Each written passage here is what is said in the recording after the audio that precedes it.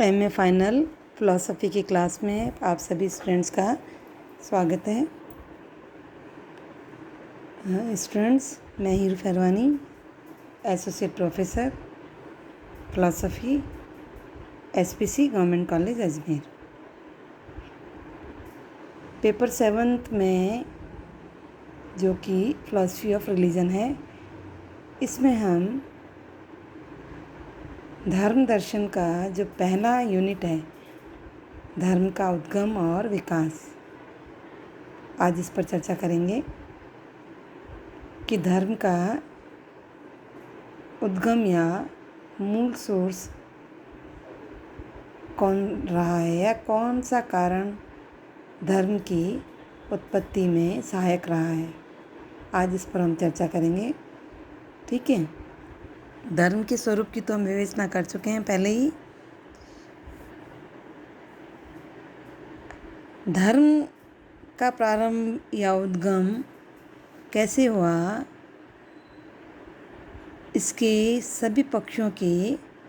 क्रमिक विकास की प्रक्रिया पर आगे हम विचार करेंगे। धर्म का मूल स्रोत क्या है, धर्म का जो मूल स्रोत जो है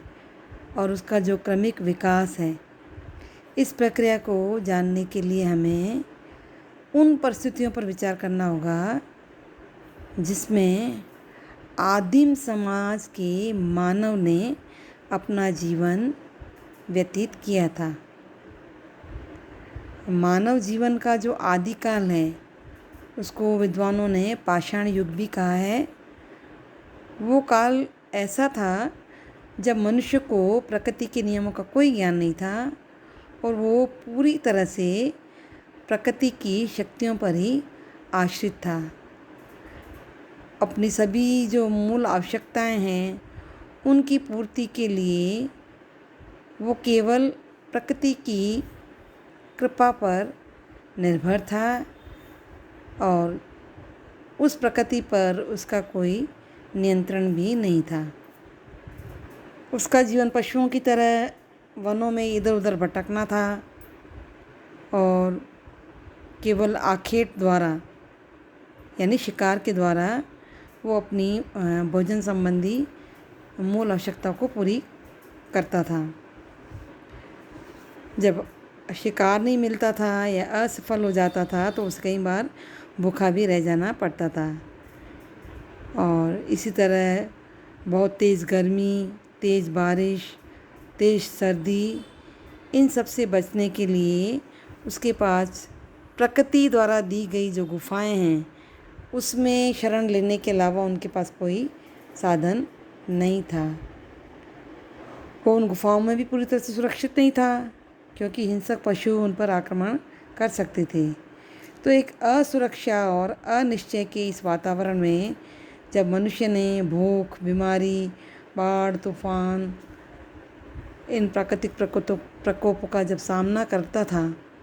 तब वह स्वाभाविक है कि वो बहुत ही ज़्यादा भयभीत होता था और प्रकृति के नियमों से उसको पूरी तरह से ज्ञान नहीं था। वो ये नहीं जानता था कि इन प्राकृतिक विपत्तियों से वो अपनी रक्षा कैसे करें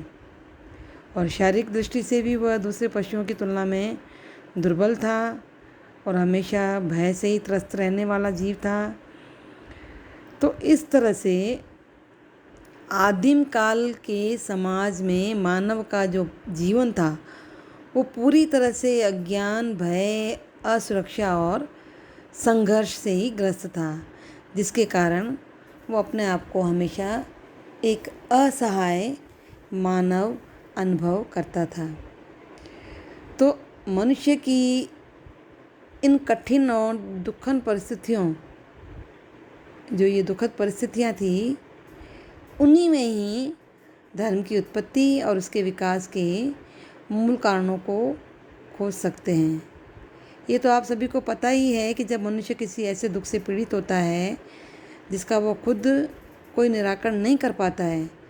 तो वो बहुत ज़्यादा भयभीत होता है और अपने आप को दुर्बल और असहाय समझने लगता है और उस स्थिति में दुख से मुक्ति प्राप्त करने की उसकी जो एक आशा है वो बहुत अधिक बलवान हो जाती थी। तो मनुष्य की ये जो दूसरों पर आश्रित रहने की जो मनोवृत्ति थी वो ही धर्म के उद्गम का और विकास का मूल कारण रही है। अपने विकास के प्रारंभिक काल में ही जब मानव ने प्रकृति के नियमों से जो कि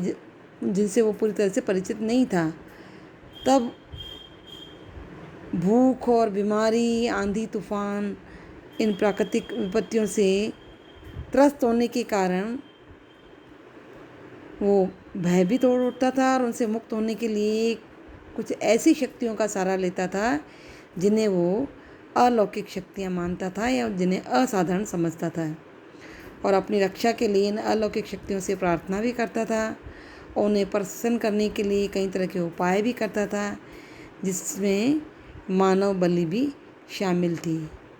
उस युग में यानी उस काल में भोजन, सुरक्षा, ये सभी अपनी मूल आवश्यकताओं की पूर्ति के लिए मनुष्य के द्वारा जो अलौकिक शक्तियों की उपासना या प्रार्थना की जाती थी, वो उपासना या प्रार्थना ही धर्म का मूल स्रोत मानी जाती है। जैसे कि आपने पिछले अध्याय में मैंने आपको बताया था कि धर्म का जो अनिवार्य आधारभूत तत्व है वो प्रार्थना या उपासना ही है, जिसके बिना उसके वजूद की कल्पना हम नहीं कर सकते हैं। धर्म के मूल में आज के दृष्टिकोण को, वर्तमान समय को ध्यान में रखते हुए देखा जाए तो आज भी मानव की ये जो असमर्थता है या दूसरों पर आश्रित रहने की जो मनोप्रवृत्ति है वो हम स्पष्ट रूप से देख सकते हैं। ठीक है, तो इस प्रकार मानव की जो दुर्बलता है और असमर्थता है उससे उत्पन्न जो एक भय है वो ही धर्म के उद्भव का सबसे महत्वपूर्ण कारण रहा है। अब इसमें ये भी कहा जाता है कि केवल भय ही नहीं है धर्म की उत्पत्ति का कारण, भय के अतिरिक्त भी मनुष्य में कुछ दूसरी अभिवृत्तियाँ हैं, कुछ दूसरी भावनाएं हैं जो धर्म के उद्गम में सहायता करती हैं। ये तो एक मनोवैज्ञानिक तथ्य है ही कि मनुष्य तो भययुक्त तभी होता है जब उसे अपने किसी प्रिय वस्तु के छिन जाने का या नष्ट हो जाने की आशंका होती है। तो इसका मतलब यह है कि प्राचीन काल से ही मानव जो है अपने जीवन और कुछ दूसरी वस्तुओं को मूल्यवान मान करके उनकी रक्षा करने का प्रयास करता रहा है,